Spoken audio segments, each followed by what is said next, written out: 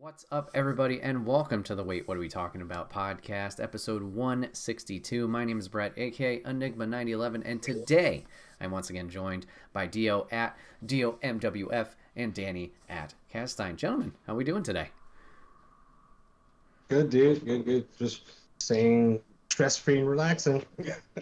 I'm good, man. Just playing some fighting games and hard day's work, Yeah.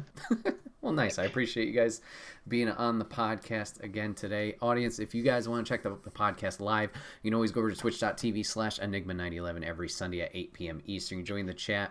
Join on the conversation and the fun. We'd love to have you there. But if you can't catch it live, that's A-OK. Go over to YouTube and podcast services the very next week, where it's broken out topic by topic and put as one big video and MP3 for your amusement on the following Friday. Last but not least, any way you could support the show, comments, reviews, shares, whatever it may be.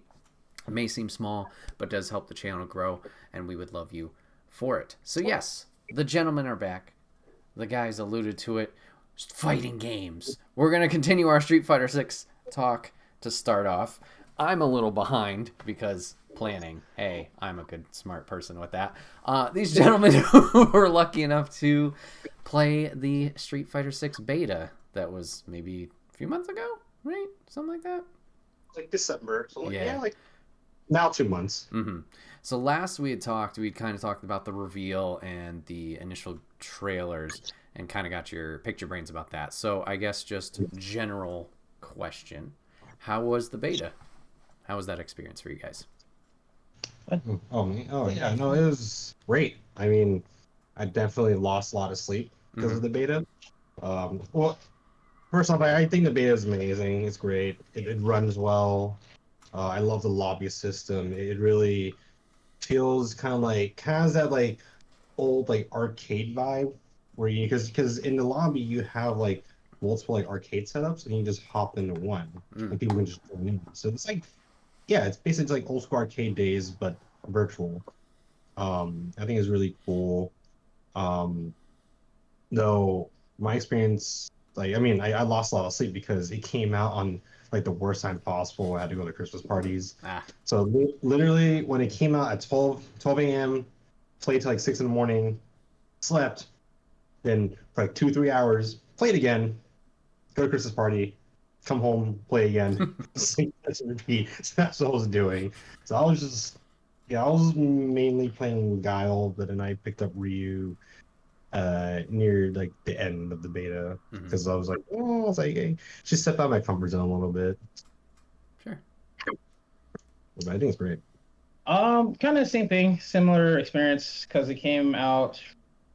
I should say the beta weekend was it dropped when I was actually supposed to be doing some traveling. So I tried to share it because I got the download, the beta test, and I streamed it a couple of times. I wish I would have got more time with the game because I think I streamed like a little over 6 hours total. In the 3 hour sessions, I was so enamored by how smooth the game felt.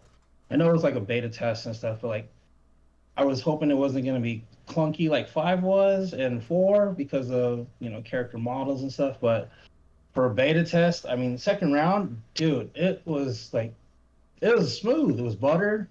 I mean, I think I only had like a couple of, if I can remember, just a couple of games where I was like, oh yeah, that's totally lag, depending on connection and stuff. But overall, I was just enamored by just how vibrant the colors were, the drive impact system, and learning and understanding and just trying new stuff. So I was legit a sponge for that weekend, at least for the time that I streamed. I got to stick with the man, dude. The man, the myth, the legend, Guile. Dude, I've been playing him since Street Fighter 2. He just, the game feels like a culmination of all the games so far. Whether it's, if you grew up, Street Fighter 2, the Alpha series, Street Fighter 3, the parry system, 4 with the FADC, and 5 with more install supers for level 2s. So it just felt, for a game that I was really trying not to watch a lot of, as hyped as I was, and I tried to really mute myself from it. Dude, when you first like I can think about it right now, when I first got my first match in, and I was like, this feels like Street Fighter 2.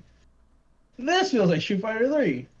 This aspect, it's just like checking all like how smooth the game feels. It just, dude, it was. I had a lot of, I had, and I still have a lot of expectations now that going further that some of the other characters are released, but knowing that all the characters they felt so different, and I just loved how every button just felt so different. The impact system, the drive impact, overall just like saying something like, I'm gonna try this and see how people respond, and then you get bodied for it. But it's just like, dude, it's just the whole thought process is like, dude, this is cool, because I didn't do that with like any of the iterations of like 3 or 4 or 5. It was kind of like my expectations of this game is just so high, and I felt like it, if I was to give it a passing grade, that thing's like, it's almost 100%. I just have to see more characters and just hear more music. But for what we got, we had, 6 characters? Yeah. 6 characters? Yeah, 6 characters. It feels really good. I know I'm dragging and just going around in circles. You're fine. I'm excited for it. We're T-minus 4 months away. So, Oh, God. June 2nd can't come any closer, any faster. But, man, like, I feel like if you didn't spend a lot of time with any of the older Street Fighter games, you'll see where the system is, and you'll be like, dude, this is easy to grasp and understand. And I don't see where you can just be like, oh, this doesn't feel like a Street Fighter game. You know what I mean? Mm-hmm. As with a lot of other games, you kind of get that feeling like, sometimes it's tweaked a little too much where it doesn't feel like it. But overall, I felt like Street Fighter 6 definitely, it checked all the boxes I wanted it to check. And again, I can't be mad. I got Guile day 1, I got Jamie day 1, and now we get DJ day 1. So those are 3 characters I want. I mean, after the leak, those are 3 characters I have like the most like interest in. So I can't lie, I'm spoiled, and I'm thoroughly enjoying just the hype behind it now. So replayability, getting to kind of tweak your character for what it's worth, and even trying to get into those beta test tournaments, that sucked. I didn't know that I didn't know that there were like timed, like there was 4 major like beta test tournaments that you can get in. So yeah, I totally missed those, because like I was gonna sign up for one when basically signups like ended like the day the day beta came out. Yeah. Jeez. Yeah. I think one of them capped it at 135. Yeah, and like the other, there are a couple that were like I couldn't do it because I was already out of town as it was, and I had family functions to do. So, Sure. Out of the 72 hours that we had with the game, I'm glad I got my 18 in. I teased myself. I couldn't get mad at the game, and it's just like, dude, like I said, it checked all the boxes, and I'm just so excited for it. Sound effects, great. Visuals, great. When you get hit, especially when you get that drive impact, dude, it feels like you're getting hit like in the freaking old like kung fu flicks, man. Just it's like, dude, that's what I'm talking about. Oh, yeah. I can't talk any highly about it other than the experience was great. So. Oh yeah, and as Dio was mentioning about the online play, it felt great. Like him and I, we played like a few matches. I think you were away when we were playing. Yeah. And it was like smooth as butter. Yeah. Like, because normally when him and I play like Street Fighter 5, like we come across some issues, and we live really close to each other. But him being like a state away, and I'm like playing, and it's just like, wow, like it feels like we're like offline. Yes, playing in person.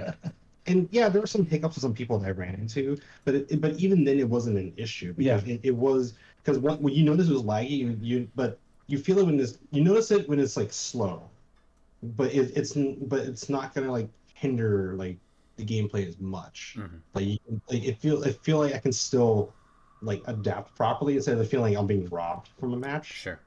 Yeah, that's also an excuse on my end.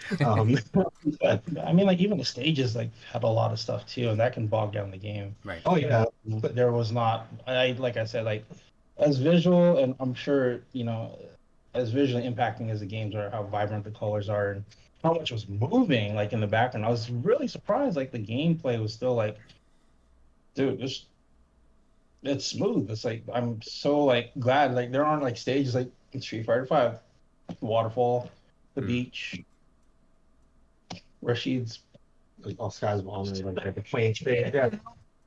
like there's so much stuff going on, and I'm I'm getting beat or I'm beating somebody, and I'm enjoying it because it's like I have no excuse for the most part other than getting outplayed. But at the same time, it's like, dude, it feels good to learn and try out your theories and know what works or get hit and know what doesn't work and just apply it to the next game and the next game. It just, dude, feeling like taking all the years of like learning games and then just applying that kind of thought process first now is just like, I don't know. It just keeps me excited, man. Like when I'm at work, I'm like, dude, maybe I can try this next time. If I can get to the third round of beta testing, because I think we're supposed to get something in March. Actually, that was my prediction because the betas, they came out in 3 months, in like 3 month spans, in spurts. I mean, so there's one in summer and then there's one in December. So my next best prediction will be around like March or April. Okay. Like was when we'll get the beta. I think that's what we're trying to pinpoint. Like, man, hopefully if we get into the third round, man, like I will definitely take the time off and I will be streaming and dude, I'm just so excited. So excited for the game. Oh yeah. Like I definitely will tell everyone in the community to leave me alone when the beta comes out. So I'm not listening, I'm playing, leave me alone. Nice. Well, good. I'm glad you guys had a good time with it. So you guys mentioned 6 characters. So you guys mentioned Guile and Ryu. Who else was available in the beta? There was Jamie and Kimberly, 2 new characters, and then there was Chun-Li and Juri. Gotcha. Yeah. And Luke, I forgot about. Oh, okay. Yeah, so and kind of weird because Luke was technically supposed to be, he's a Street Fighter 6 character, but he's in Street Fighter 5. Sure. Probably due to production or due to COVID with the 5th season and all that stuff. Which to me, it's just like, dude, like if I know this is a little backtracking a little bit, but side tangent, dude. If that was the DLC for Street Fighter 5, dude, that just tells me that they should be the characters that were in the last DLC for Street Fighter 5 should automatically be in Street Fighter 6. I think so. I hope so. Well, I definitely think Rose might come back for Street Fighter 6 and Dan. I mean, I definitely want to see Dan. I mean, it's just getting to see those other characters. Chun definitely not being the Chun that we know. She's definitely a lot older, a lot more she looks more teacher like rather than like international Interpol. I'm going to kill Bison because he killed my dad kind of. Now she's passing on the knowledge and how to just kind of live her life as a civilian, which is always cool. And I was really wondering, like, when are they gonna, make that change finally? I guess. Kimberly, new character. I have to play her more. I probably only spent like 5 minutes with her. She, just my opinion, she didn't have anything like to draw me towards her. I like her character design is really cool. She's a Bushin style character, which originates with like Guy and Zeku. She ninja.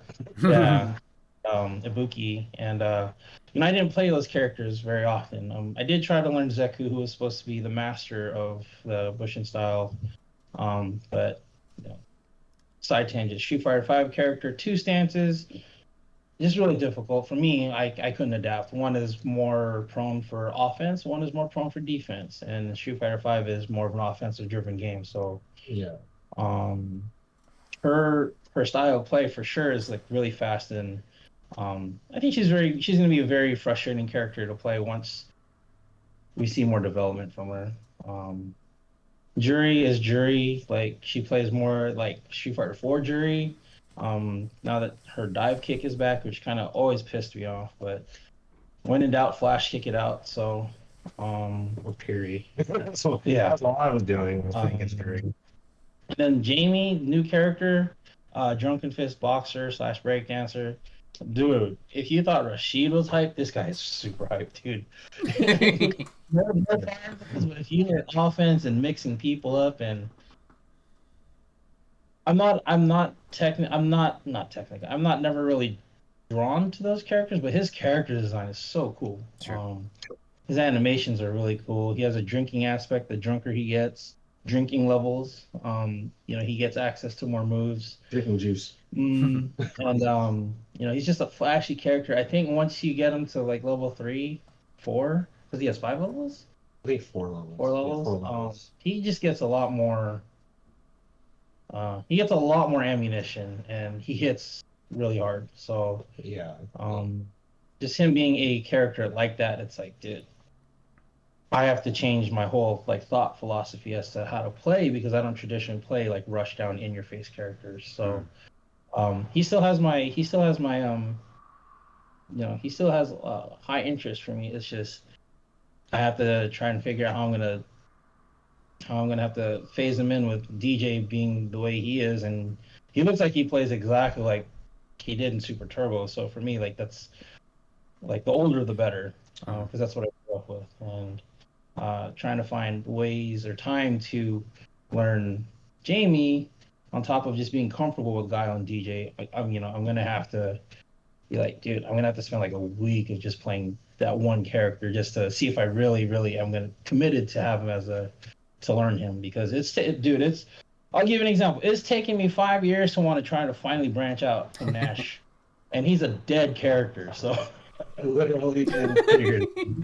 So like I know he was my day one because Guile wasn't day one, but the fact that for me I'm just so comfortable and I enjoy his playstyle. For me, it's just like in a way I kind of hope that I don't spend 5 years with just 2 characters because if their roster is gonna be 30 plus, man, dude, like I would definitely have a lot more fun trying to learn as characters are released. Sure. I don't want to have that. Oh, I'm just gonna play one character. I want to be able to be confident and actually try these interesting looking characters and just hopefully potentially grow with the game. So. And I think that's the thing that Dio is pointing out is that a lot of the characters feel like they're like old like characters. Like they feel like when you play them, you feel like this is like who they are, and but with like all the added mechanics, it now feels like it's just an extension, or like they're adding on to it. And I think it's really amazing because I feel like it's for Street Fighter 4, Street Fighter 5, like the character. It's one thing like you have to play like a certain way with a character, but with 6, it's like, oh, this is who they truly are, and you can figure out like how you want to play them, and then on top of that you have like all these mechanics to just expand on their tools they have. And because I was playing Guile, basically Street Fighter 2, and I played him pretty seriously in Super Turbo, like on Fightcade and stuff like that, and he really does feel like the old Yao that I remember. Like, it really feels like right at home. And I think the amazing part is that I feel like I could really like adapt, and I feel like I can actually learn and adjust in the game. Especially in a very smooth online setting. It's like he plays a Street Fighter 2, but when you play someone like Ryu, who's very well rounded, you can play in many ways. Like, let's say you want to go for more defensive Street Fighter 3 style, like with parrying. Then with Gao, you have to really adjust. You're like, oh, I can't play him like Street Fighter 2, or I have to really make those adjustments. But it doesn't feel like you're losing any sort of identity with those adjustments. It's amazing. It's an amazing game. I think Capcom's doing a really great job at it. But I may be a little too good.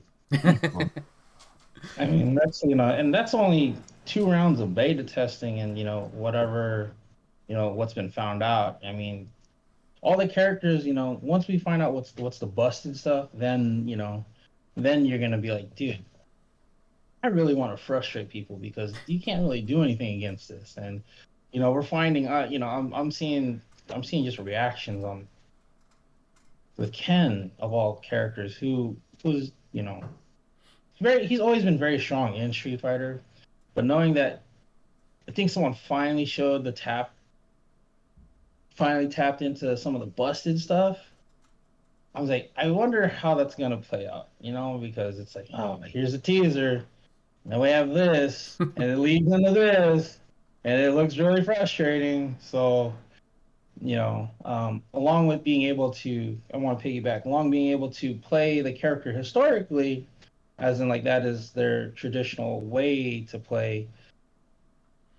That's where the other versions of that character come in. The later versions, like you can't just rely on horizontal control with sonic booms because Street Fighter 3 takes that away with parry, or Street Fighter 4 with FADC or guard impact. You still have to mix people up and try to test new things. As it's again going off of beta testing. It's all theory right now. Sure. A lot of hypothesis, a lot of thinking, a lot of brainstorming, and until the next round of beta testing.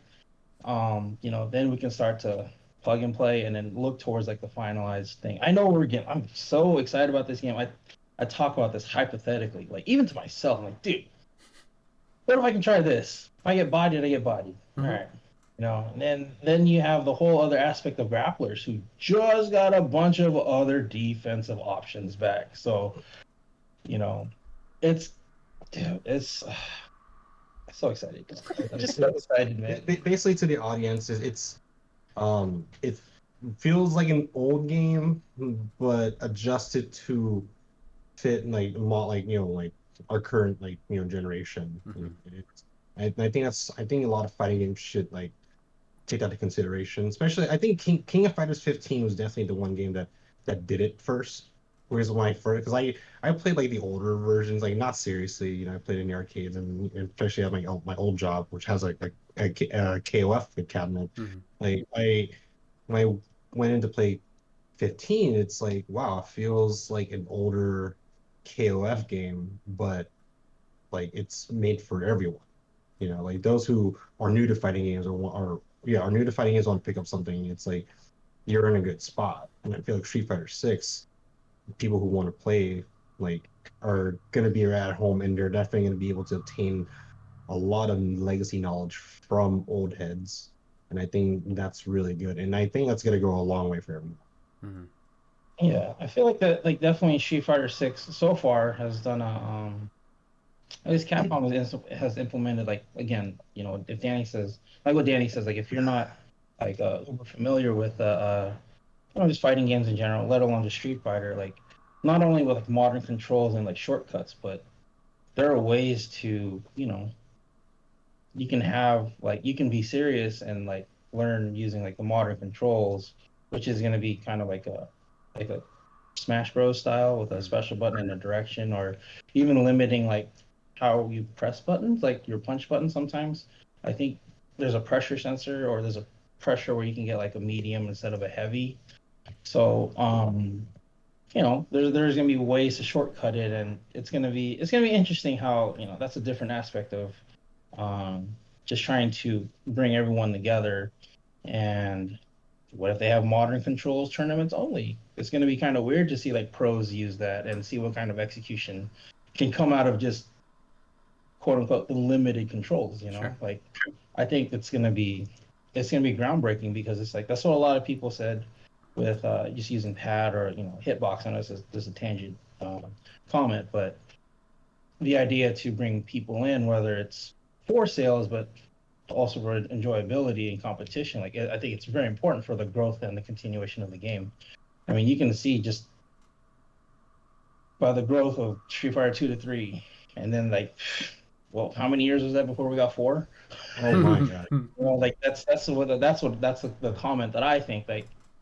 With Street Fighter 3, it was so different. It wasn't quote unquote Street Fighter, but it is now universally, accepted as, dude, this is like, it's totally a Street Fighter game. So it's just for the continuation of the series, I think that's important. Not only just for competition, enjoyability, but like just bringing in new talent, new people, and people interested in getting into fighting games. So. A historical aspect, if you want to call it that, but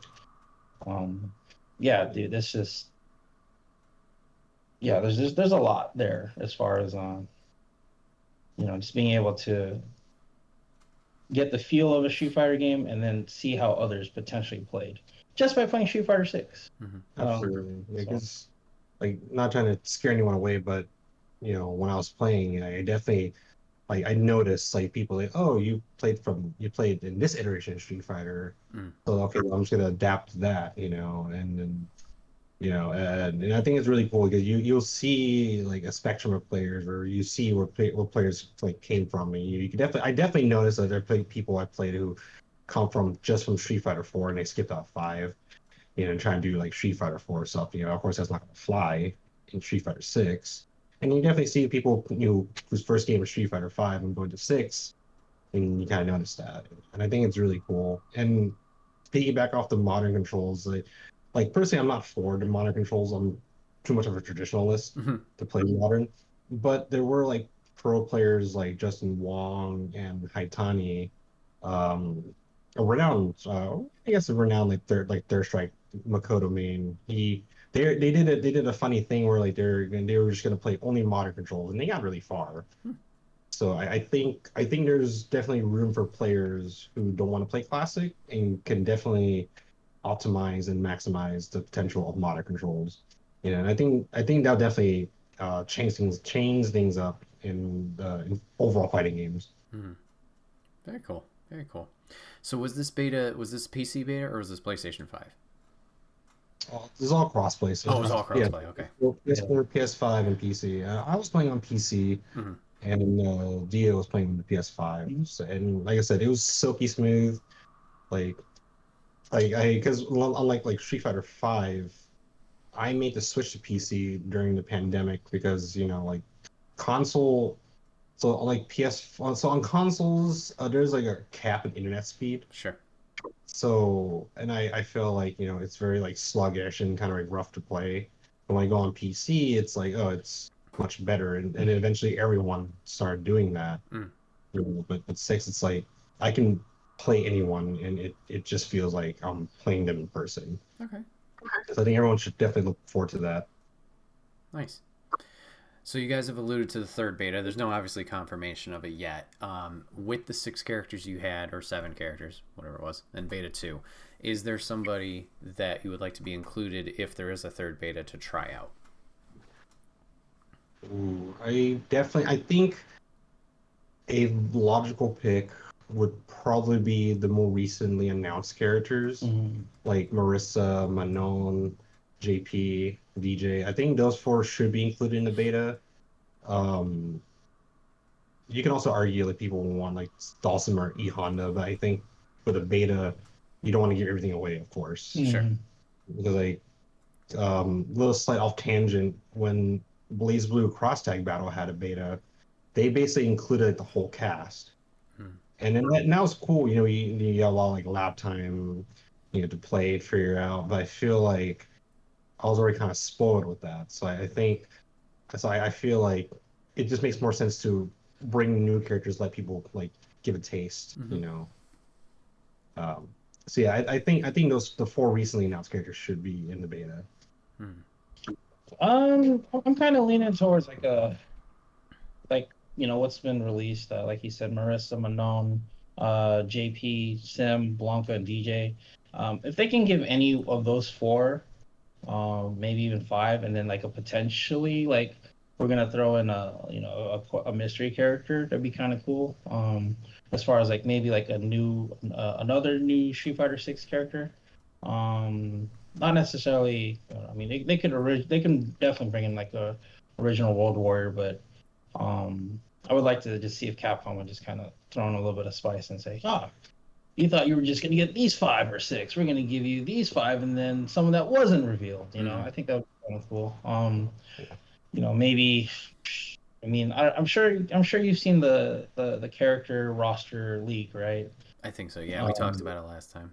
I like I said, like with whoever's released, I mean, if I get DJ, fantastic, because then that just means I get all 3 characters day one. That'd be more time for me to lab. But I'd like to, honestly, I'd like to try, someone new, like potentially of that roster leak. Again, like I said, well, what if Capcom said, oh, we're going to give you, of the 6 that were released, we'll give you 5, and then we'll give you a mystery character. And I'm actually looking to see what's T-Hawk's daughter's name? Lily. Lily. I think she would be like pretty cool because, I mean, who there? It's three, right? There's Kimberly, there's Chun, and Jury. So that's a 1-to-1 ratio. And if we just got the two girls, and then we got Sim, Bison, JP, and Blanca, I would think that if they kept Bison. it, oh JP, Blanca. Did I say Bison? You said Bison and JP. Person. Don't say that. I don't want. You don't Bison and JP's throwing Bison's psycho power. You know that. I'll come to accept that, but I don't want no Bison and Dude, did you see? I'm sorry. It looks like a Psycho Crusher. Oh yeah. But no, I would like it to keep it more like even, you know, a 1-to-1 ratio. Like we got like 3 females and 3 males. You know what I mean? Because with the updated release, or not release, but the updated rosters, they only showed Marissa and Manon, who are going to be potentially 2 grapplers,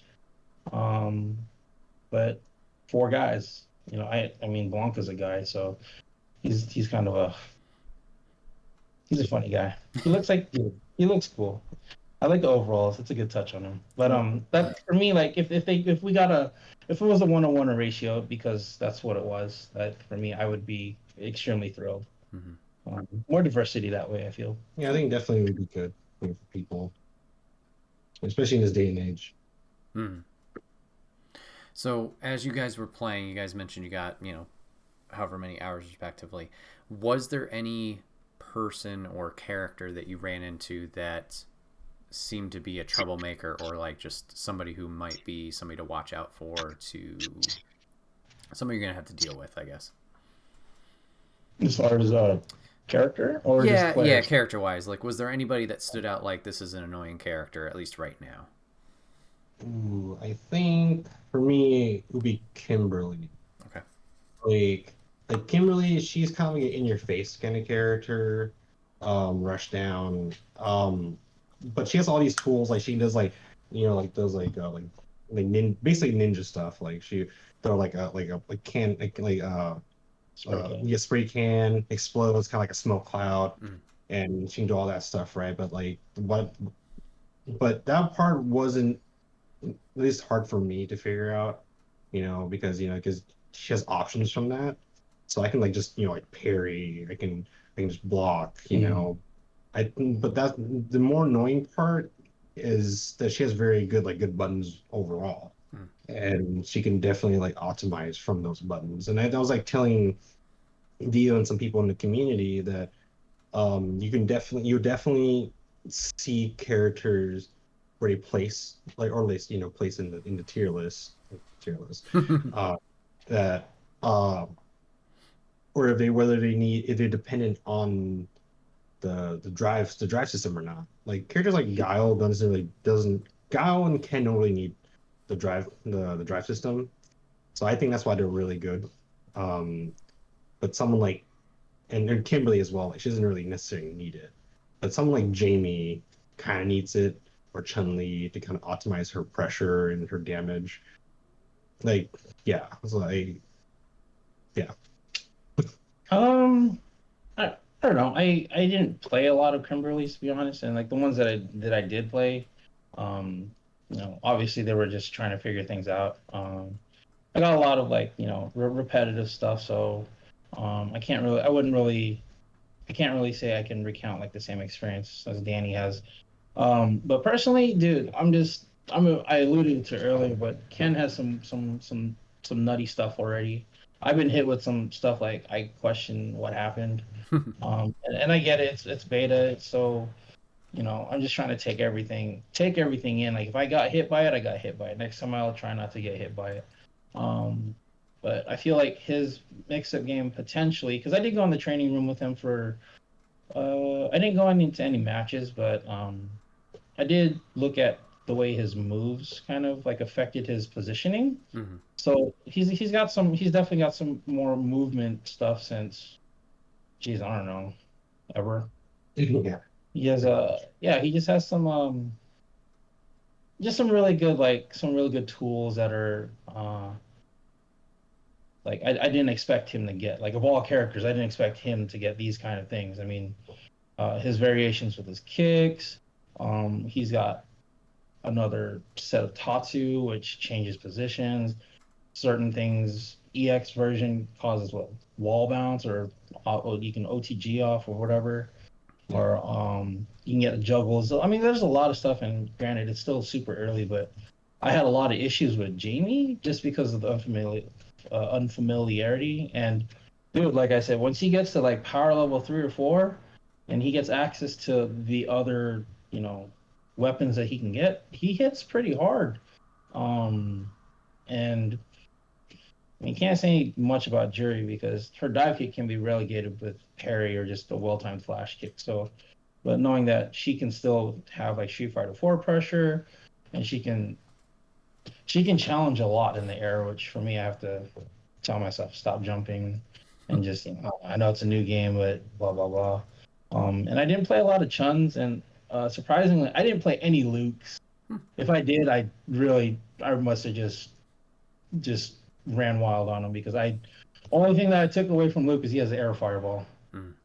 It looks like freaking Liu Kang's MK3 fireball. And I'm just like, dude, like, why does he get a somewhat angled fireball? And whatever, I'm gonna play Guy. I'm just gonna flash kick him.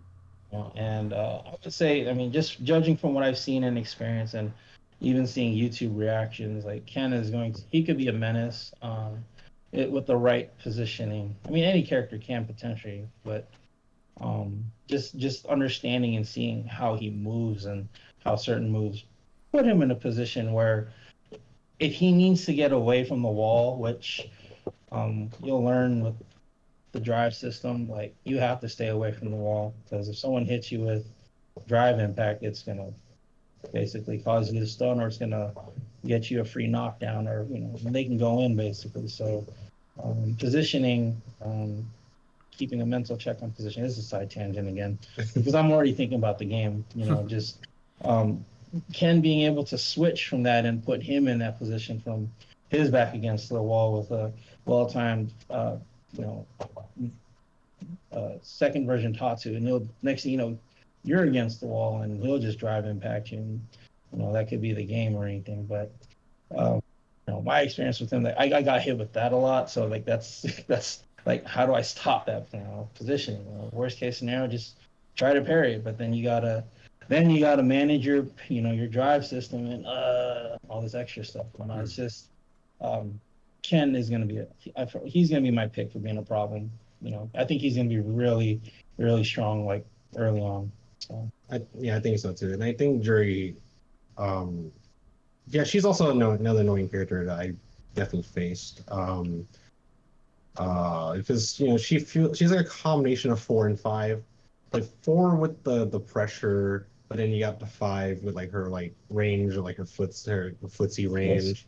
Yeah, so that part was like a little annoying, but not as annoying as like Kimberly, or actually Chun-Li. And it's funny when Dio was saying that like you didn't run into a lot of Chun-Li's. Like I noticed that like when you step into the more like higher ranks, like the platinum, the diamond areas, that's where a lot of like the people I played in like in like online tournaments for Wednesday night fights, a lot of those guys were there, and then I've ran to a decent amount of Chun-Li's, and it's like, damn, this chick's very annoying.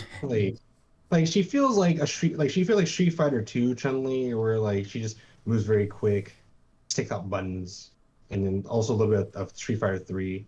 But now that she does like she's a stance character as well now, so it's also a lot of that. It's like me having to kind of constantly guess and had to figure out, okay, like when should I parry, all that stuff.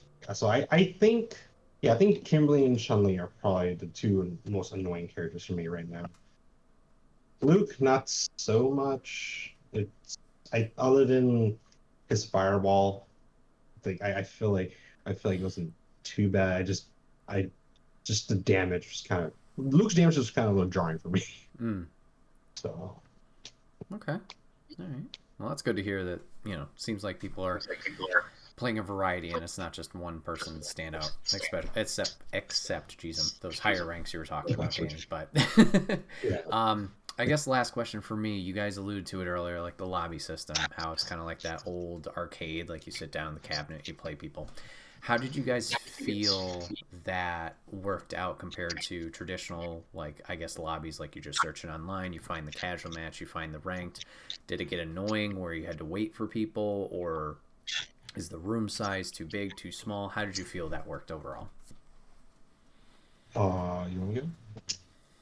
I don't think I ever got into like a lobby that was like, almost capacity. I don't know if there was capacity, but um, I think the only thing is, I mean, if people wanted matches, you can get into matches because you can still do like rank, because rank is different from like the lobbying. Oh, Like okay. you just, so you can. I didn't know that like for the first 2 days. I was just like, what? Where's the rank system? And the next thing you know, I'm like, oh, there it is. So if you want to just play casuals, instead of rank and casuals, and then you have to wait between the casual or the rank, so you don't lose your points or whatever. Mm-hmm. Like I felt like that's a good starting place, because if you're just trying to learn the character, you're not. I mean, you're not forcing yourself to like, lose your, gamble on your points, like. And what I liked about it though is you can actually change your rank per character. Oh, okay. So you can like, I saw people that they had like a gold Ken, but then they had like a platinum, Jamie or whatever. So, I was just like, wow, that's kind of cool. Like instead of like, all right, I know I'm good with this character and I'm trash with this character. Am I going to be playing like super high level competition? Mm-hmm. No, you just it's like a placement, right? You have to win 10 matches or whatever. Yeah, basically, I think I was actually gonna say, like, I think it's really cool that in Street Fighter 6 you basically like you can have different ranks for different characters, but each time you have to do like a placement. Yeah. So like you play 10 matches, depending how well you do, you get placed there. Like then that literally what happened to me. Like I was playing Guile and I was gold because I literally just went straight into the beta. I didn't even lab anything. I just went straight in. All cool. But then by like the last day, I played with Ryu, and then next thing I'm like platinum, like halfway into the other like platinum levels with Ryu, and like, oh okay, because that makes sense because I just got used to the game, right? So it makes sense where I got placed. Yeah, but I think it's really cool. And also another cool thing too is that you can also switch controls, like when you change a character. So like you can to select a character, you can go like classic or modern. So I think that's also a really cool like idea. I mean, I like the idea that the lobby system is separate from like, I guess it's like a it's definitely casual versus like ranked, and I like that because like Street Fighter 5, if you have ranked, you can opt to have both rank and casual matches. You just have to get an invitation or wait for a match. I didn't like the whole waiting aspect of it, so if I wanted to just go straight into ranking, you still have to wait a little bit, but whatever. Like I've gotten used to it, but I like the idea with the lobby system. If you're really just trying to, like, I guess, potentially make friends, because I was like, dude, like if you want to learn some of this character, bro, like I'll be on at this time. And dude, sure enough, like second dates, the guy was up at 5 o'clock in the morning with me, and we played, 10, 15 matches, and I was like, dude, this is cool. So in a way, like my experience with it is that I got to, actually do the whole meet somebody and, kind of help them coach it. Cause like, oh, dude, I've never played Street Fighter. Like, oh man, just work on this. Don't worry about execution and stuff. And it was definitely a lot more friendly, which is really cool. Like you don't really get that a lot unless unless you have like, I don't ever have my mic. I'm kind of old school. And I'm just gonna type whatever I have to say. Be there for like 20 minutes typing like a 2-sentence message. And saying, yeah, dude, just work. Just try this and this and this next time you play or whatever. But like, I really like the idea that you can, your character, your avatar, you can customize. You win your bucks or whatever, and then you go up to other people and. The difference between like the lobby play versus online rank play, like I didn't see any drop. Connection was great no matter where I was playing people from like Japan, like no problem, and like maybe a hiccup or two, but like not like significant, nothing where it's just like, oh dude, totally got robbed, or like, oh my hit didn't, it showed that it hit and a rollback and all that good stuff. But it's I I felt like being able to just hop into like, hey, you want to do first to 15? Cool, awesome, and you get immediate like feedback, and versus just if you want to do rank and casuals that way, like it's cool because I felt like with the lobby system you can be locked in for like, hey, I'm gonna learn this character, versus having to wait and hunt for another person that plays that character to try stuff out. So I felt like it was like my experience with it was just it was like super friendly and very it definitely was, it was a pleasant experience. It was pleasant. Yeah, because that's why I like the lobby, like this Dio said. You can definitely set your settings to like, oh, you have rank and casual, but then you don't feel like waiting. You just hop into like a cabinet. Mm-hmm. And eventually someone will come to you. Okay. And you get to play. And, yeah, and I mean you have the option to wait, but I think it's. Oh yeah, and to answer your question, I think like the lobby and the capacity isn't so bad because there's like so many like different rooms you can enter. Okay. I think there's like a max capacity of like 200 per room, I think. Oh wow. Yeah, but there's like so many different servers, and the thing is like as Dio said, like, he hopped in different servers. I think we hopped into the Japanese server when we A couple times, yeah. Yeah, because it was empty, and so so we had to play. I was like, wait, I'm not in the US. Yeah, no, there's Day one. you're texting me like, oh, Japanese server to Japan server 8. I'm like, fuck.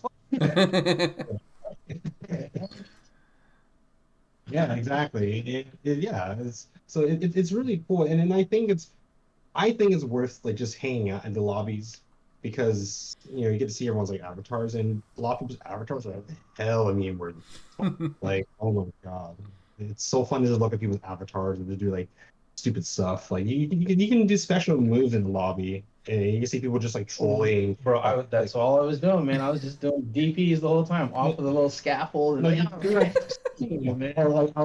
I do like a tatsumaki or a spinning bird kick off the stairs. Yeah, it's like, see, stuff like that is like really fun. It's goofy, man. I loved it. I appreciate that a lot. It's very good. It's about time. Yeah, definitely worth looking at a lot. I can definitely see like this is alluding to something in the future, but I can definitely see myself wasting time in their universe, man. What are you doing, man? I'm gonna DP some random guy's cars until it breaks, Yeah. That's what I'm gonna be doing, man, the whole time. It is great. And the other funny part is that like if you go to upstairs lobby, like there's an area where you can like basically like take photos. Yeah. Yeah, and I was like messing around with that a little bit. I'm just like, doing wacky poses and doing selfies and take pictures next to like cutouts of like Capcom characters. Oh, cool. The one thing I didn't get to explore was the extreme matches. I didn't get to do any of that. I think that was allowed. Yeah. Was it? It was available, yeah. Ooh, okay, so I totally missed that. If you played Tekken, they had like a Tekken ball game where you hit the volleyball and you have to hit it back and forth, and if it drops, you take damage. Street Fighter has that too. Oh. Yeah. And I didn't get a chance to do it because like it was crazy because like even the backgrounds come in, right? Like wasn't there? They're basically like a bowl company. Yeah. So and then each mini game is like different. I thought about it because I was like, dude, that reminds me of like Fatal Fury, because Fatal Fury 1 and 2 had that. They had like all the interactive the interactive stuff. Yeah, I was like, dude, they didn't just copy that from Mortal Kombat. Fatal Fury was in that years ago. Well, funny enough, like the Fatal Fury devs were actually former Street Fighter 2 devs. That's for fact. So it was just like, dude, like what took you guys so long? Come on, like we need more crazy zany stuff like this, But yeah, I mean, I don't know. That's something I'll do if I get into the beta. I'm definitely gonna be streaming like a couple hours of just me getting bodied and like getting hit by volleyballs and tanks and airplanes and stuff in the Street Fighter game. I think that'd be hilarious. But yeah, super fun. Nice. Well, I'm glad you guys had a great time with the beta. Looking forward to hopefully a third beta, or we'll wait patiently until the second, and then you guys can whoop my ass over and over or whatever. But we all learn today, Brett. It's true. But well, that'll wrap up topic 1. So let's move on to topic 2. Danny, what is your curveball secret topic today? Actually, funny enough, so Resident Evil 4 Remake. So some people don't know, or I am a huge Resident Evil 4 fan, and actually that's how I built off my quote unquote streaming career was playing Resident Evil 4, and I'm really excited for the new one. And I just saw new gameplay that came out from Game Informer like a couple days ago. It looks amazing. Like, have you seen it, Brett? I haven't seen that footage exactly, but I've seen like the reveal trailers and stuff like that. Yeah, I'm excited for it. Oh my god, it's so good. Like it looks like Resident Evil 2 remake, but they added stuff in Resident Evil 4. Like you can melee people now. You still can, but it's just different, you know. And I think they were showing gameplay on with like Ashley. Oh, okay. And yeah, and I think it's really cool. Like they're showing off that you can now stab the Ganados if they try to grab Ashley. Mm. And I think it's awesome because I think it's awesome because I don't have to accidentally shoot her anymore. Yep. Guys are like, ooh, totally missed that. Yeah, exactly. Sounds like Call of Duty. Right. So I think it's cool that you get to stab them now. And then also saying that like if you stab enemies in the ground, the parasite doesn't like activate. Oh, okay. Yeah, that's definitely like a game changer. Easy mode. Easy mode. Well, but I'm just kidding. at first I'm like, oh, that seems kind of easy, but then I see like how the enemies are swarming at you, and like easy. It's like, okay. Yep. I thought the best animation was those roundhouses and German suplexes. Oh my god! I was like, dude, I need more of that. I'll dive back into Resident Evil 4 when that's an actual like consistent thing. I'm like half sure they're gonna bring back a suplex. Because the suplex is only exclusive to the castle chapter, so since definitely people are gonna be playing, or definitely people are gonna be visiting the castle, I'm sure we're all gonna be suplexing. Dude, suplex only challenge. Get your save slots ready. Yes, but I don't know. Like, I think it's really cool. Like in the inventory it's the attaché mechanics is awesome. I'm glad they brought it back. And what caught my attention was you can now switch different attachés, and each will give a different perk. So like if you equipped one attaché, you get like extra ammo, something like that, or your drop rate for ammo is higher. Stuff like that. It's like it kind of caught me by surprise a little bit because it's like Dio said, like it's like easy modes, but then look at the game like, yeah, maybe I'll need it. There's gonna be a challenge mode for that. You know that. Oh yeah, enemies are kind of spongy, like they really do, and and also like the Plagas like parasite looks very menacing in this game. Like it's like I get nightmares from getting hit by that.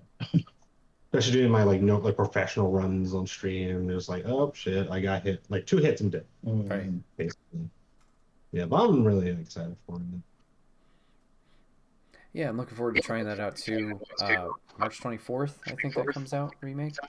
I believe so, yes. I did set a calendar date for it. So, as someone who will be experiencing RE4 for the first time, at least from a playing standpoint, what should I be expecting that's different from the others? So 7 was my first. I've gone back and played 2 and 3 remake, and I've played Village. What will be different with 4 that I should kind of look for? I think just enemies is a lot more aggressive. Okay. Yeah, because in the older games, the zombies are just more annoying. But with like the Ganados, they're basically like, I guess Ganados are technically zombies. Like there was this long debate for like 17 years debate like whether Ganados are zombies or not. And I think they are because in the story, the parasites like take a host. Right? And so I feel like at that point they're just dead, because it's just a parasite just doing its thing. Yeah, so I think with just the hyper aggressive enemies like the Ganados, you're definitely get a lot of bullshit, like the chainsaw man, like Salvador. Then you have the castle stage like the Garrador, which is like this blind enemy with a armor headpiece on and like claws. Like, and he only reacts when he makes sounds. So like, definitely don't run. Okay. Walk.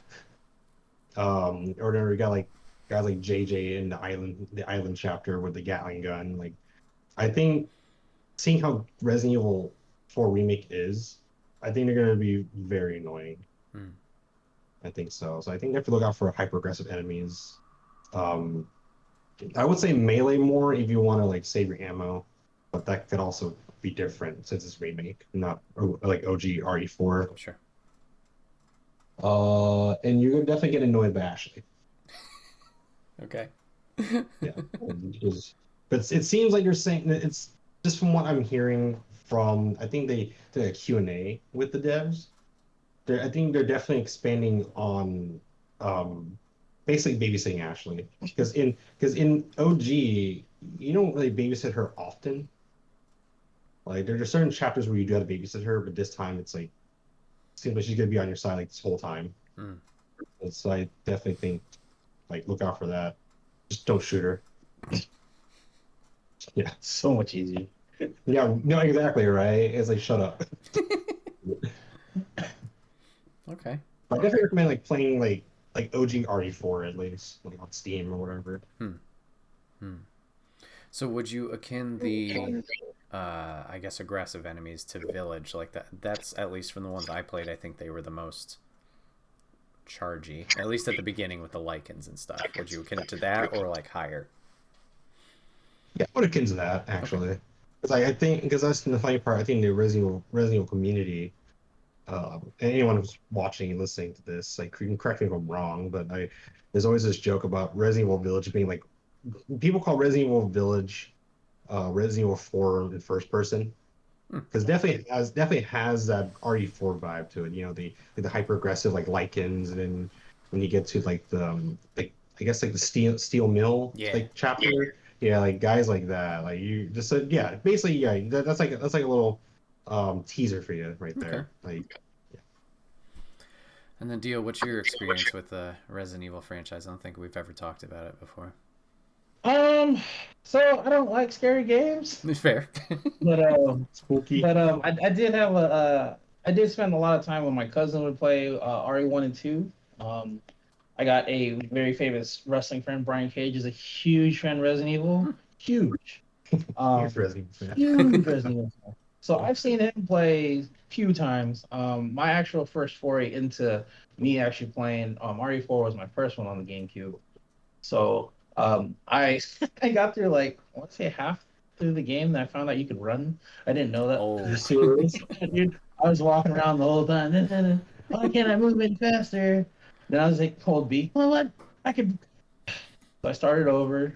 Oh my god. I was like, oh man, I suck at this game anyways. But no, I honestly legit like when I saw my buddy beat the game on GameCube, I went over to his house like he got stuck at this part.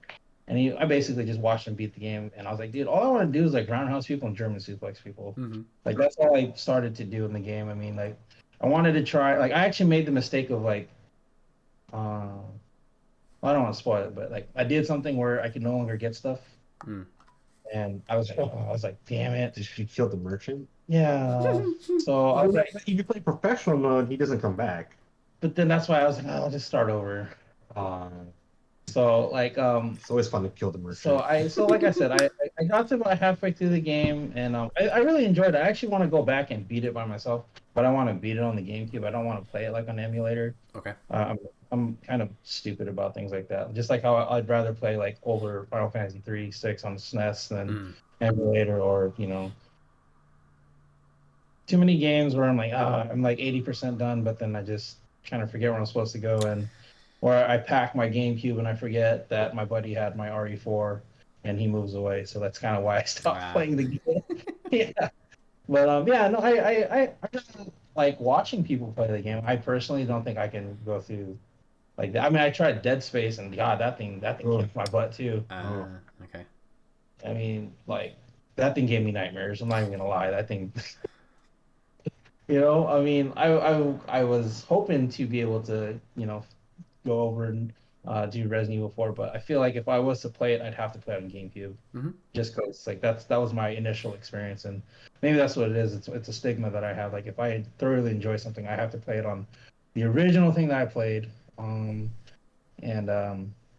Actually, I'm actually actively looking to get a GameCube so I can just get that.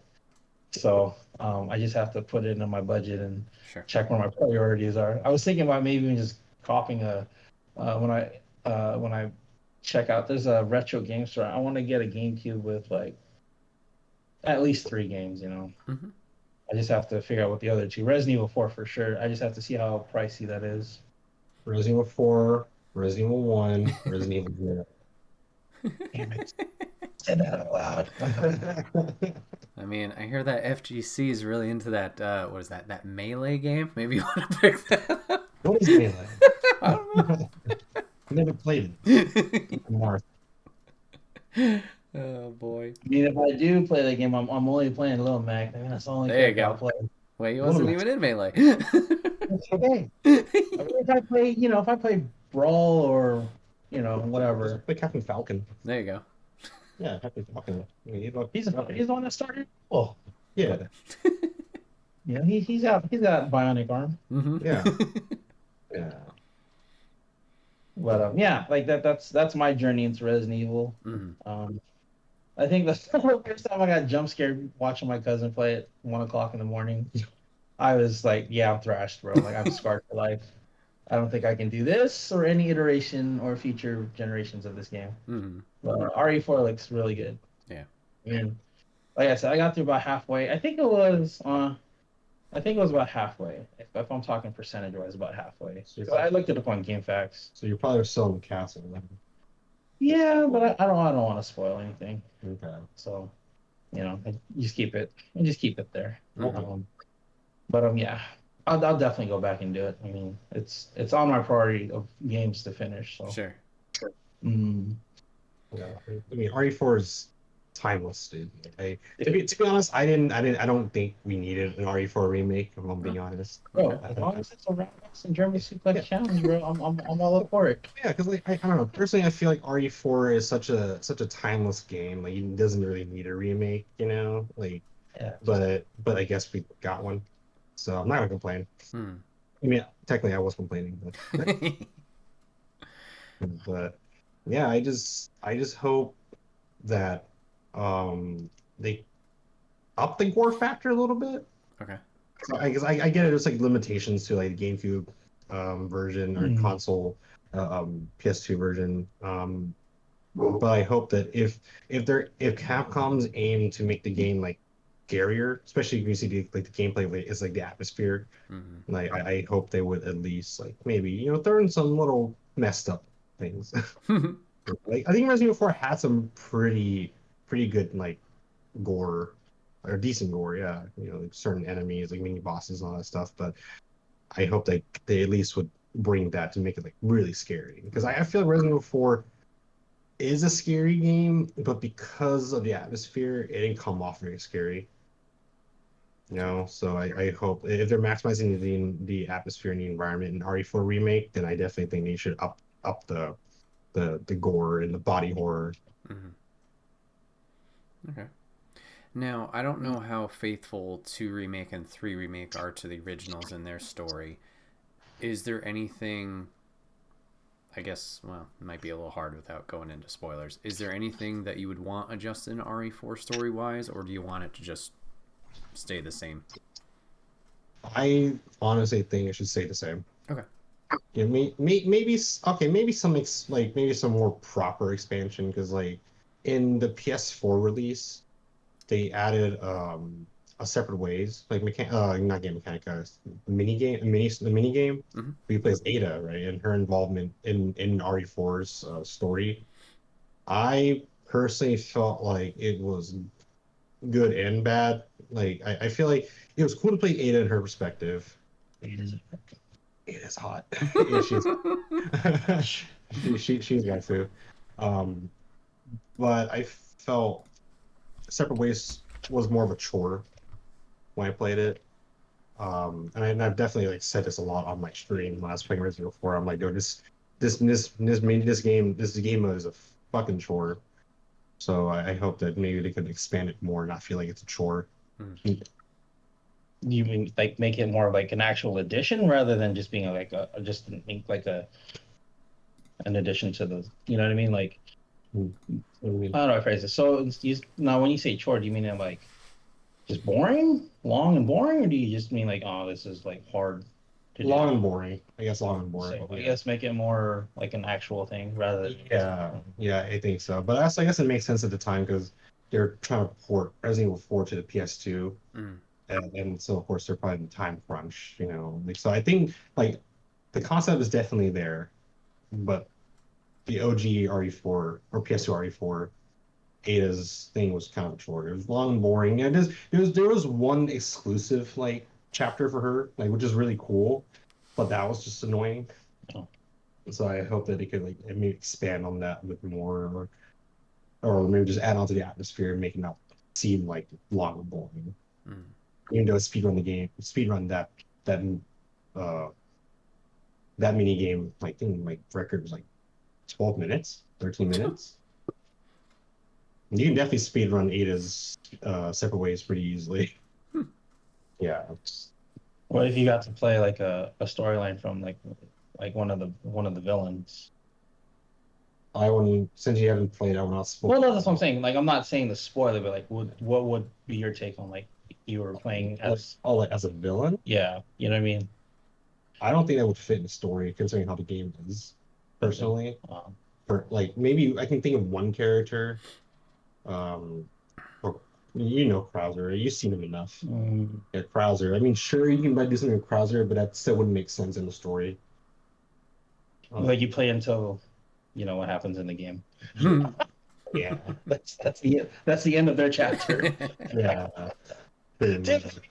Well, I don't see many games do that. Let the villains end until what happens to the villain. Right. Yeah. But yeah, I think Ada's Separate Ways should be expanded. Okay. Personally. And then, did you tap into the original RE4's VR version at all? Did you dip your toes in that, or no? I definitely did. Oh, okay. How was that? I didn't get to play it much, unfortunately, because my friends were wanting to try like other VR games. Sure. But I played it. It was fun. It was fun and different. I think that's nice and refreshing for RE4. Because I can definitely I definitely know what to do in RE4 VR, but I think just getting used to like reloading like manually and accessing to the attaché is very different. So that part was like alien and unusual for me. Sure. But it was really cool. I definitely feel like RE4 VR also like kind of changes the meta a little bit. Because in RE4 like you can just basically just bob and weave enemies and kind of just trigger like their hit animation. You can just stun them or just run away. In this game, it's like you can shoot and run. You can just run. You know what I mean? And I think that definitely changes things. Yeah, but I think the RE4 VR was pretty faithful to the game. I definitely felt like they're very careful with making it VR. Okay. Which I really appreciate as a fan. Cool. Well, any other closing remarks on RE4 coming up in March? Play Resident Evil 4 OG. I highly recommend it. I really do recommend it. Play it. Play on Switch. Play on PC. I mean, right now I'm playing on Switch just because it's like sad. It's good. It's good. I like that. I always like middle school Danny was like, "Hey, why isn't RE4 portable?"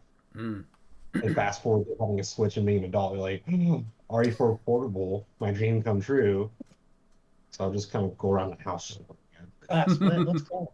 Yeah, but yeah, I recommend like playing RE4. It was like I'll be like that. Like no offense to anyone, but I'll be that FF7 fan.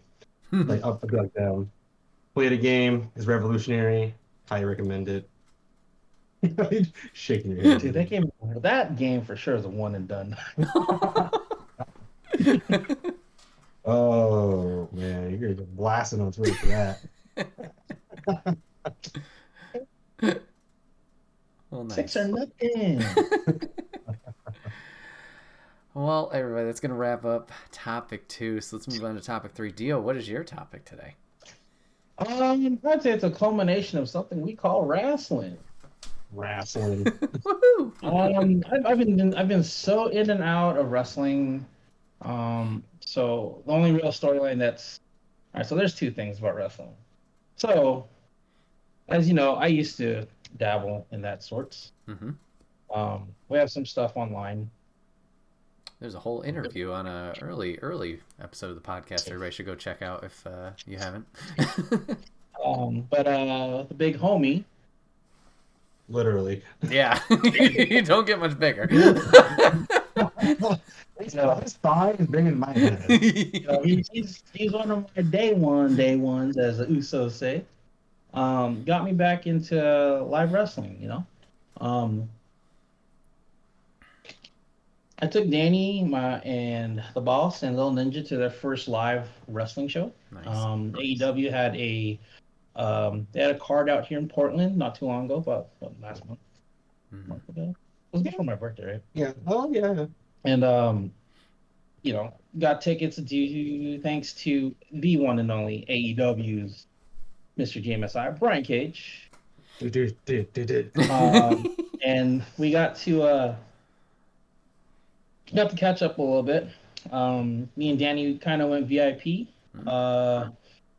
And we got to go see I'm so bad with names right now, but Platinum Max Caster, I believe that's his name. Yeah. He had a little 1 hour little concert that he does. When they're touring around the venues, and we went to his shindig, and we got to go see first time ever this close within 20 feet, the one Billy Gunn. Oh, okay. And he is huge. He looks it on TV. I can't imagine. Dude, for a guy who's 50 years old, looks like he's like still 25.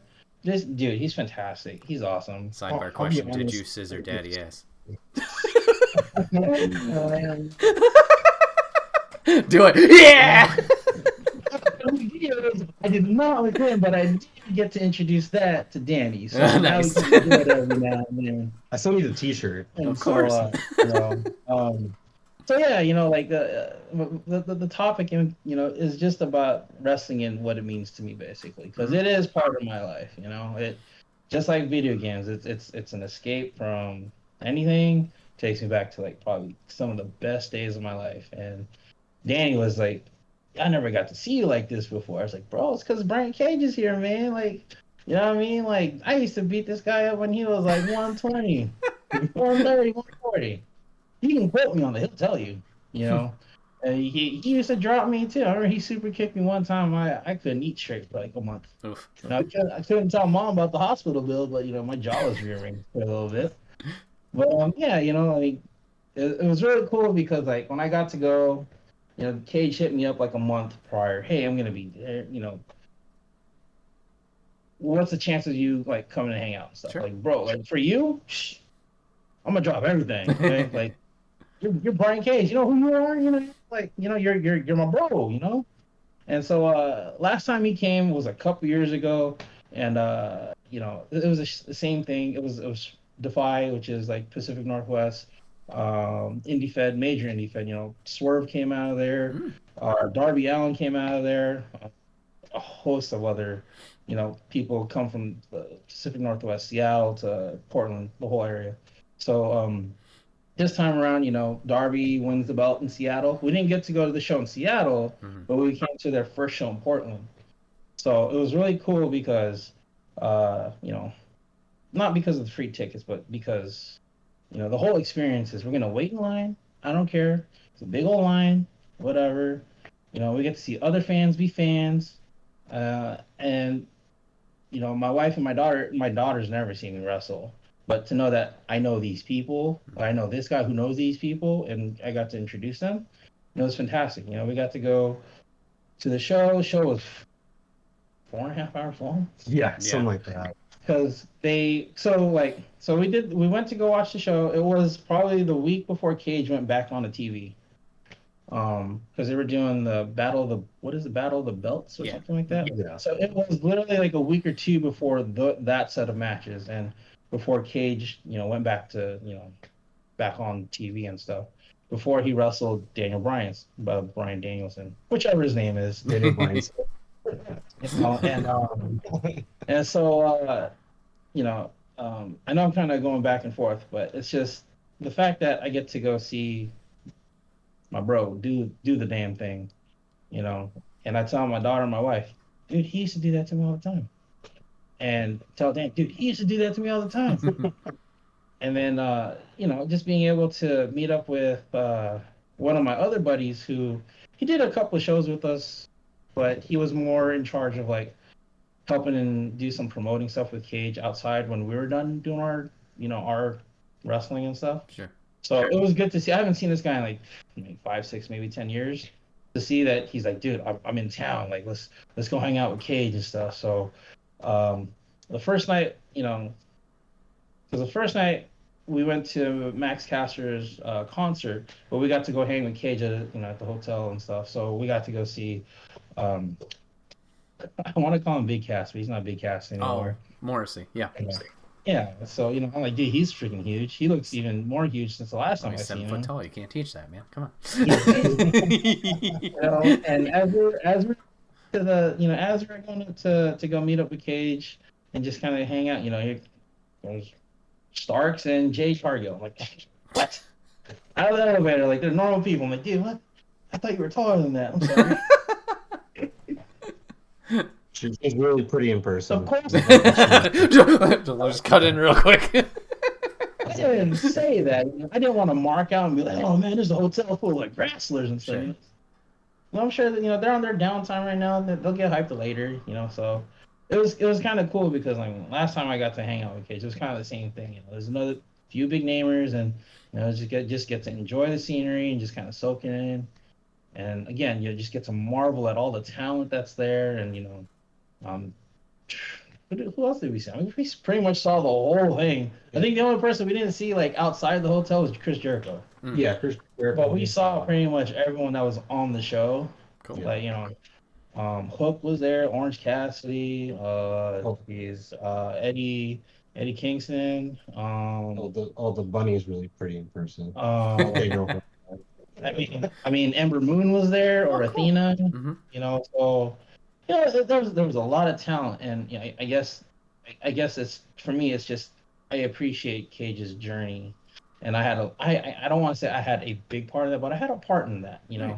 He reminds me, dude, like I have to tell him, like you're one of my childhood friends, and he went around saying that. So for me, coming from, I'm just gonna give my high school just some credit here, Pleasant Valley High School, Chico, California.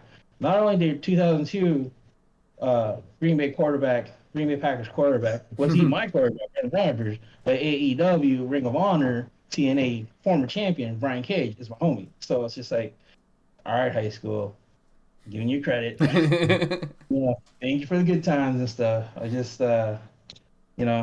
want to give Brian Cage a shout out anytime I can get, because that was the first night. The second night, wait in line, get our tickets.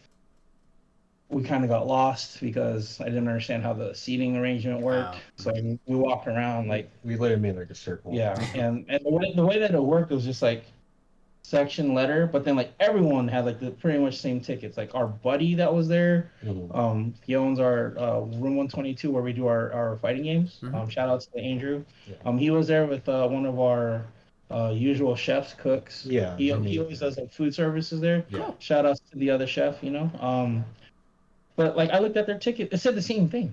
Yeah. So I was just like, what? Yeah.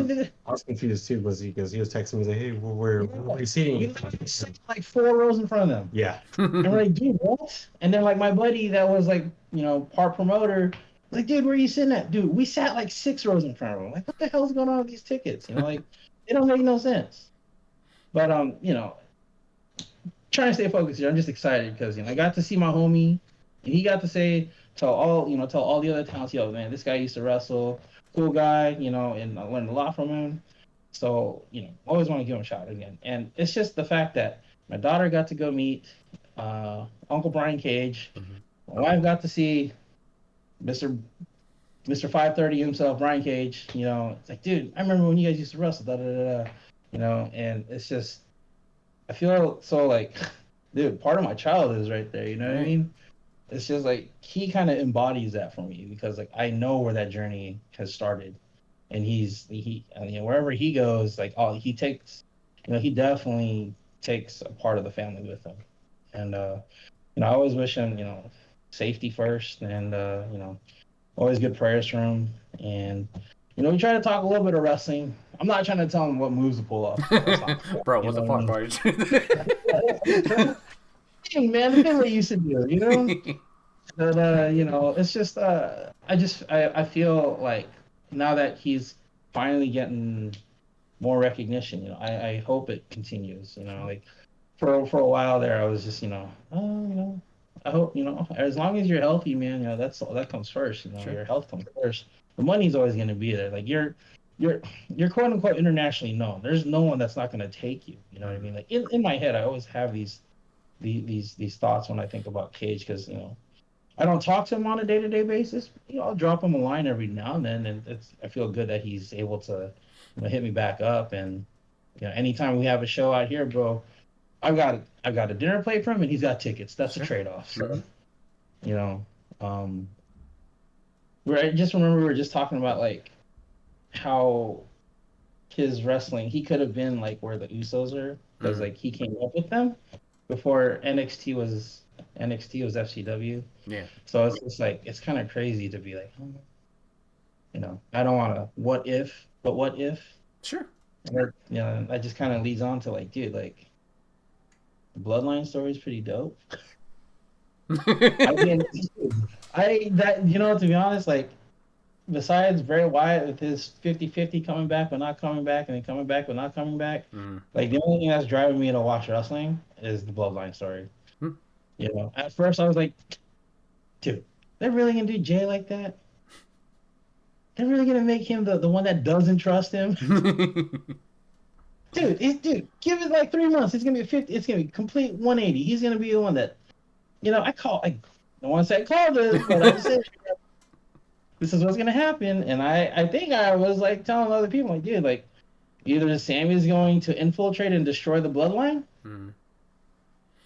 or someone's going to cause it so that there is friction within the Bloodline, and Sammy's going to be a part of that. I mean, I don't 100% know the storyline. I just know like the storyline is really good. I'm excited to see the direction that they're going. Yeah. And I wonder what's going to happen because Jay is he's probably going to be like whooped for a long time. Did you see the blow off of Rumble or what happened at the Rumble? Okay. All right. So yeah, we'll have to see where we go from here because yeah, Elimination Chamber, it seems like Roman and Sammy going after each other. I don't think the Usos will be there, but yeah, we don't know what's going on with their tag titles. And then, yeah, it'll be interesting going forward, especially with, you know, the whole Mania situation, the Cody stuff. Like, how do we juggle everything here and not have a Daniel Bryan 2014-esque type explosion on our hands or whatever. So. Yeah, I mean, with Elimination Chamber, that's 6, right? 6 chambers? Yeah, 2 people start, 4 people in the corners. So, you know, it's probably going to, you know, if the Usos are in there, they're probably going to split them there. So, the chamber will be U.S. title. So, Theory's going to defend against, who's qualified so far? I think 3 qualified and 2 more will be on Monday. Yeah, so that will be them. So, yeah, Sammy and Roman will just be on their one-on-one. See, because I would have thought it would have been something a little more desperate where they're going to teach Jay a lesson, and it would be like Sammy and Roman start, or even Sammy and Jimmy start, and then it'll be Sikoa and Jay. So that's 4, right? And then Roman and Paul KO. Okay. You know, so you know it's So, let's just say that it is Jimmy and, this is a hypothetical. Sure. Jimmy and Sammy go at it. All right. Timer goes off. Sikoa comes out. Okay, it's 2-on-1. KO comes out. It's even. Roman comes out. Or Jay comes out, but he doesn't fight. Well, Roman comes out. And, let's just say that hypothetically KO gets taken out, or Sikoa gets taken out. Jay gets pushing us into the situation, though. So now he somehow gets KO taken out. Now it's Roman, Sammy, what was I going to say? Sikoa and Jay. Let's just say that, at the end of it all, hypothetically, Roman and Sammy and Jay are the last three. But now Jay really has to pick a side. And you just kind of go from there. I mean, I don't know. I was just thinking about that. But with the Elimination Chamber, I didn't even see the actual match being set up. So if it's theory, and that kind of throws that whole situation out the way. Yeah, it'll be interesting to see what Jay does going forward. Because, they haven't followed up yet with him. Sammy jumped Roman Friday after Roman was in the ring, shooting the shit. And then, Jay hasn't been around yet. So we'll have to see going forward how that falls apart or whatever. I wonder if they're going to get Rikishi in this. See, I thought they were going to get the family more involved originally. Like, they had, prior to the Rumble, they were going to do, like, I don't know if it was a coronation or some kind of, like, celebration. And I don't know if scheduling fell apart or it was just, like, a swerve of the story. But then they did the trial of Sammy and started, really fraying things. I know Rikishi's been talking some shit, I guess, on some podcasts or whatever, but... But yeah, I don't know. I don't know if they'll get more people involved, at least from the family. Papa Griffin chat says Usos can't go to Montreal. Oh, okay. Maybe they're DUI history, unfortunately. I'll have to see. But... Why'd they have to make that a real life story, though? Yeah. Damn it. Jeez, guys, come on. It's a PG show. Come on. Ain't going around doing that. You guys are the Usos. You guys have the belts for how long now? Oh, yeah. A long time. What you guys doing? Oh, man. But, I mean, I just kind of led into the whole wrestling thing and just kind of like my thoughts of trying to get back into it. I mean, I really am trying to get into the AEW stuff. A lot of talent. Very bloated, though. A lot of talent. It's very bloated. Sure. And I feel like the storylines don't match the talent. You know what I mean? I mean, the MJF thing, anything he touches is gonna be molten lava, So I'm 1,000,000% okay with that because I think AEW needs that if they're going to, pursue any potential ratings or whatever. It's just they don't have anything else. I love all the talent. Not everything can be like a 18-minute, 20-minute indie show match. Yeah, they definitely have the wrestling for it. Like you said, the talent for it. It's just, for some reason, storylines, they're good, but then there'll be really good ones, and then there's like a stretch of nothing. And I've talked about it in the past, like with the people they bring in. It's like, oh, it's really exciting. And then they use them for a little bit, and then whoop, like, what are they doing? Like, you mentioned Athena earlier. Like, she was a big one. I thought we'd do this program at Cargill. Maybe she would be the one to the throne. They did their match, and then she's whooping ass over on Dark, which is great. But, like, what else is she doing? And Storm had that a little while, but she seems back in the fray, which is good. Yeah, it's, I can't, obviously it's probably not an easy job to manage all these, people you have. But, yeah, that's definitely an area that's lacking, I guess. Yeah. And, it's just... I really want AEW to. I don't need them to contend with WWE. I just want better writing, better stories so that again, I feel like the talent doesn't match the stories, or the stories don't match like the talent, And with WWE, like, dude, if they just push more stuff like Bloodline, dude, like that's fantastic writing for WWE standards, Yeah. Like they need more of that. I mean, like I get the whole. So it's Brock and Lashley? Is that a thing? It seems like they're setting up a third between them, yeah. Yeah, they each have one, so it seems like Mania will be the, whoever takes it, rudder match or whatever it's called. Yeah. So, I mean, I know with the whole wrestling thing, I'm bouncing back and forth, but man, it's just good time to be a fan, because, like, anyone that wanted to have a chance can get a chance now. Like Sure. with the territories and being so more accessible with streaming and all that stuff, and Tony Khan buying everything, hiring everyone. I just it's a good time, but at the same time, it's just like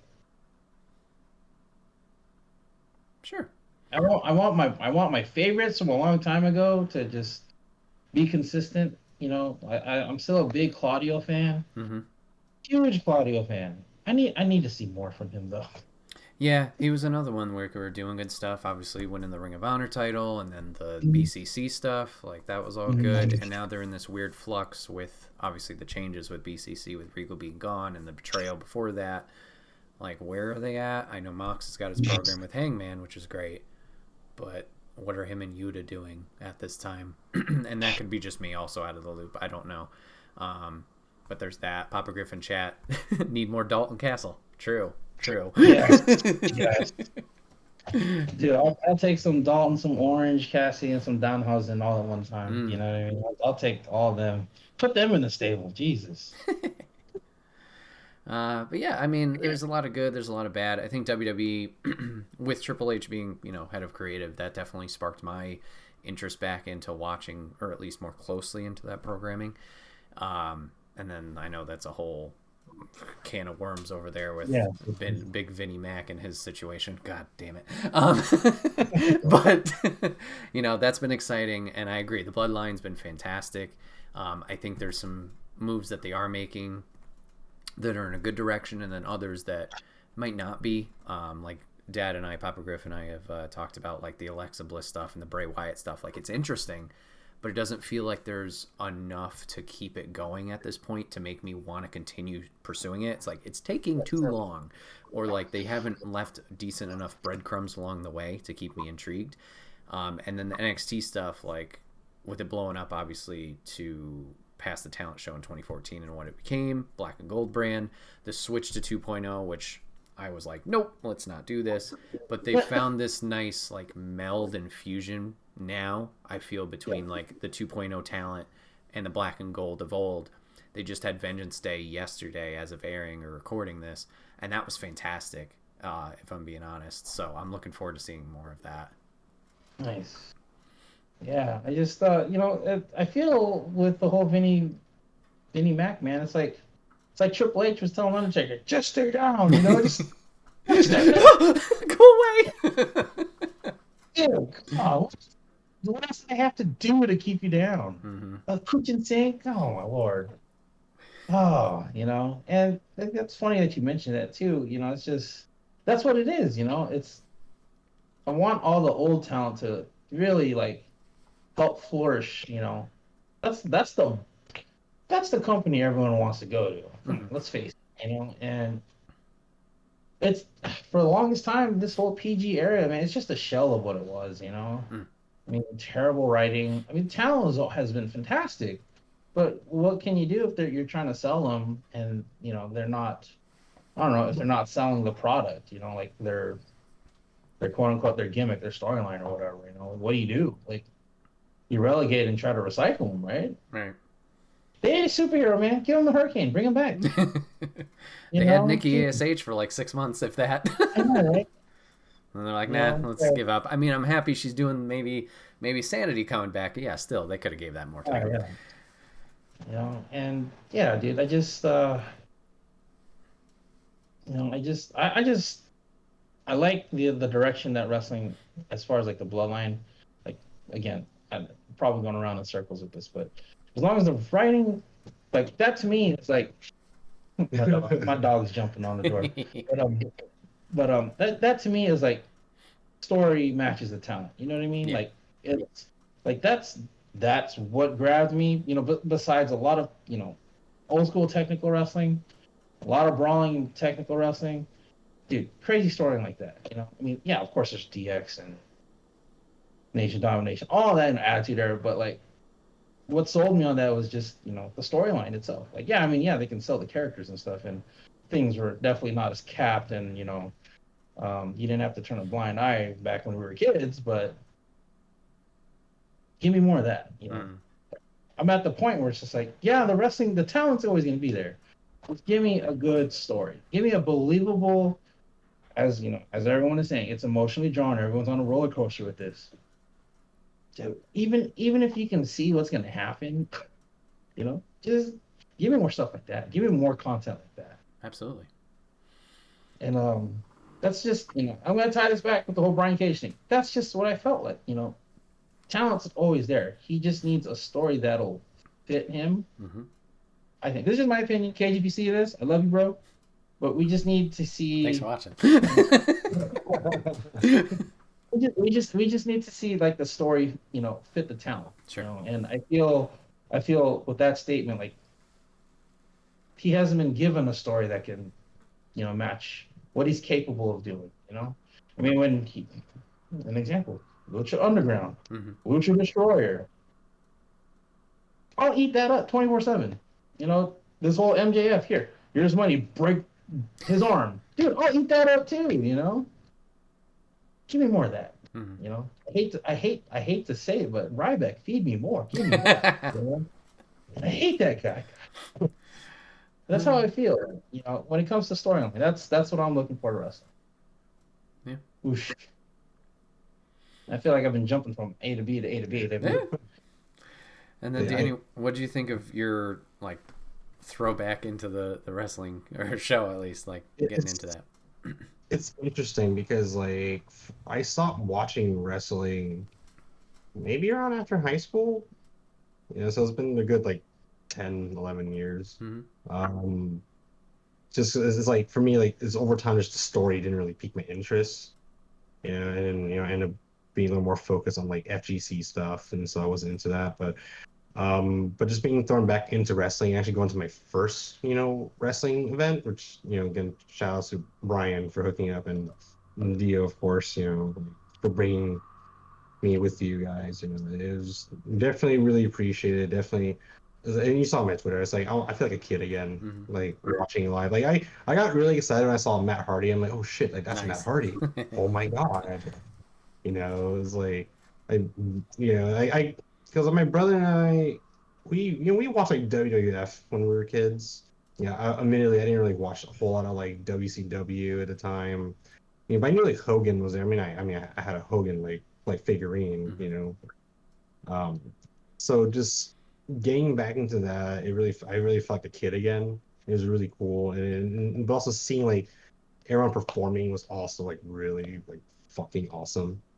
It's just it's just amazing to see how talented they are, and what they go through, because I never really got too deep into wrestling until I met Dio. Mm-hmm. And then I started watching more the dark side of history on Vice and stuff like that, and it was just really trippy to hear oh, this is what's going on in the back. As a kid you never really think of that. Sure. But then when they started talking to Dio and watching all those those documentaries, it's holy shit, this is kind of fucked up. But it was really cool, and also seeing Chris Jericho for the first time was what? It's I think I was man, might been the only dude that yelled out Y2J. I was for me, that's how I remember Chris Jericho was Y2J, but then no, dude, the Fozzy dude, oh my god. Yeah. That thing was electricity, man. It was, oh my god. Yeah, and I fantastic. Yeah, it was a great time. I was surprised that we watched 4 hours of wrestling, but it was just I was damn, I can't get enough of it. It's because my dad, he's the kind of dad. It's kind of weird. He's kind of the kind of dad I didn't really see a point in going to live shows. He's oh, you can always watch it in comfort of your own home, or it's just a waste of money. My brother and I never really got to experience that, and me finally getting to experiences, I felt like a kid, and I wanted to send my brother a bunch of pictures while I was over there, but then my phone died. Oh yeah. I was just bro, this is so exciting. So I would love for my brother to kind of experience that. Dude, next time Cage is here, dude, let me know. Okay. I appreciate that. You already know. I'll trade Cage. I got 2 plates. He'll give us like 5 or 6 tickets. I'll give him a plate too. I saw you guys teasing about that. I think it was Instagram or something. It was like nice. Yeah, because my brother, he loved wrestling as a kid, and I really like felt like it kind of channeled our inner child once again. Sure. So it was a very good time. Oh yeah, we did take Cage out to like a local arcade spot, and that, dude, we were we were trying to kill some time waiting for the Max Caster concert to start. And we went to this spot, shout out to not Quarter World, but Ground Control, local barcade, I guess, that's out here in Portland. Their whole back room, so like I'd say like 85% of like their games are in the back room. Okay. Yeah. When we went there, the one time the cage had like an opening, or just it was like closed to like a VIP party. Lame. I was like, are you kidding me, dude? Like, do you know who this guy is, dude? Let's just pay for your tab right now. Come on. Just let him get some free video games. God. Sure, he can't be in here. I'm not gonna carry him out, you. Yeah. So we only got to see like the front, like the front 2 rooms versus like the back room that had like the second story of games and stuff. I mean, like you essentially go there and it's an old style like arcade. It used to be quarters, but now it's a card system. Sure. But old school games like the original Punch Outs there. I think they have the original Street Fighter 2, not Street Fighter 2, but Street Fighter. You have Champion Edition. And then they have old games, just a bunch of old games, and I was like, damn, the one time we could have went to Quarter World, even though Quarter World's like super like not as pleasant, or like the arcades are usually not as routinely maintained. So it's almost like it's almost a waste of money if you go there knowing that most of the arcades aren't going to be functional. But last time I was here, Cage was like, dude, where's the dessert spot? I completely whiffed on a dessert spot like by our spot, but he had to stay in Portland because his show was in Portland versus where I live in is Hillsboro. It's like 20 minutes out. So I don't want to chance in like being late or whatever, holding up the show. So, but wrestling, man, like it's forever engraved along with like video games for me as a way to get away from stuff and just daydream. And dude, if I can write a storyline, if I could sell this, maybe I can make some money. I don't know. Well, that's why you use 2K mode, right? And there you go. Mode. I'm so entertained when you do that too. Like the few times I popped in, I'm just like, man, I don't know if I have the creativity to do that. Like I think you do. I mean, like I would be such a stickler for how my character looks for creator wrestler. Dude, I would take months just to make a character. And then I would have to do a storyline with him and then matches like to get stats and stuff. Like, is that how it works? Like, you do matches to get stats? Yeah, so that's how it is in the past, right?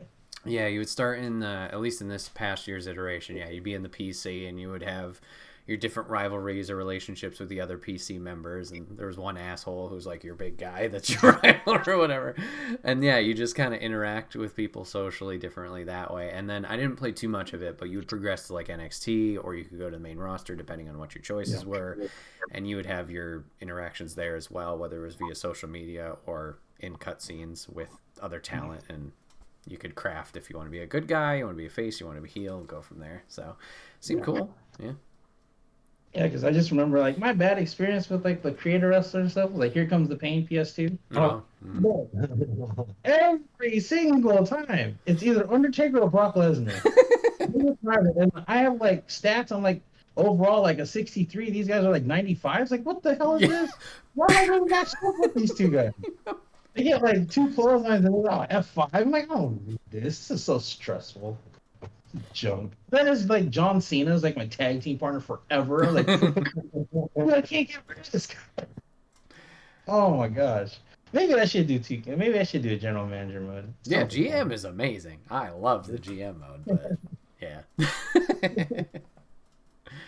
Well, nice. Yeah, that's awesome. You guys got to do that. I remember tweeting you both when you were going. I'm like, oh my god, it's gonna be great, you know. And yeah, glad you guys got to hang out with Cage. Glad he's doing well, and you guys obviously have kept your connection over all these years. I remember you showing me, you know, the Canyon stuff. That whole pay-per-view, I still have that liked on YouTube, so I could check that out. But yeah, that's awesome. That's awesome. You guys got to experience it, and hopefully, you know, when they do come back, you guys can run it back and, you know, have some more fun in general. Yeah, man. I mean, dude, if I'm on the East Coast and Cage is on the East Coast, man, we're gonna get tickets. We'll definitely get up a show. See, I just got to plan ahead, and I got to fly out to you guys and be like, hey, I heard there was tickets. But I'll be the one in the hotel that's like freaking out, like, calm down. You don't want me around. That was me with Jade Cargill when I saw her in the elevator. I'm like, she's so pretty. Bunny, she's really cute. I think. Oh man, please, bro, it'll be okay. Yeah, let me take off the jacket. Get a little warm. This hotel's kind of hot. Yeah, no, like really. I was like telling Dio, I'm like, yo, like cameras don't do them justice. They're so like they're pretty. Yeah, she shout out to Jade Cargill. Yes, and the bunny. Honestly, I think all that dumbass that yelled at. I was like, dude, it's okay to be a fan, bro. Like, you know, it's just like, you know, like Cage said, you know, when they're on their downtime, they're still humans, you know. And I think that was something too, because like when we got there was like a small group of like fans just kind of posted up by the entrance of the hotel. Sure. Yeah. You know, and I was just like, those guys are wrestlers, but those guys are. Oh yeah. You know, we'll just go. You know, and just treat them like normal human beings. Oh, yeah. I get that because it's their off time. They want to relax before a show. You don't get them any trouble. Yeah. So I mean, like, you know, next time for sure though, we'll definitely get pictures because I was legit like, you know, I know Cage introduced me and stuff, but I still feel like, you know, I'm sure these guys are getting ready to pretty much fly out anyways. They literally stayed at the hotel that was like literally like 5 minutes from the hotel, you know, from the airport. So some of them were, you know, as Cage calls it, you know, getting red eyes and stuff, or getting ready for red eyes. Yeah. And yeah, you know, we'll get pictures next time for sure. Yeah. Cool. Well, very nice. Well, everybody, that is going to wrap up this week's episode of the Wait, What Are We Talking About podcast. My name is Bret, a.k.a. Enigma911, and today I was joined by Dio at Dio MWF and Danny at Castine once again. Gentlemen, thank you for joining today. Thanks for having us, dude. Yeah, anytime. Of course. If you guys want to catch this podcast live, you can always go over to twitch.tv/Enigma911, usually every Sunday at 8 p.m. Eastern. You join the chat like Papa Griff did today and all the fun and conversation with us. But if you can't catch it live, that's A-OK. Go over to YouTube and podcast services the very next week where it's broken out topic by topic and put as one big video and MP3 for your amusement on the following Friday. Last but not least, any way you can help us out and support, whether it's leaving a comment, a like, a review, sharing it with someone you think would enjoy the show. It may seem small, but it does go a long way and helps the show grow and helps support us. So thank you for doing that. Gentlemen, once again, thanks for hopping on today. I appreciate you guys and doing this, you know, every time I ask. Being so flexible with me. Appreciate you, dude. For sure. Yes. Appreciate you, boss man. Thank you. Chat, listeners, viewers, thank you guys for hanging out with us, giving this a watch, giving it a listen, and we'll see you guys on the next one. Take care.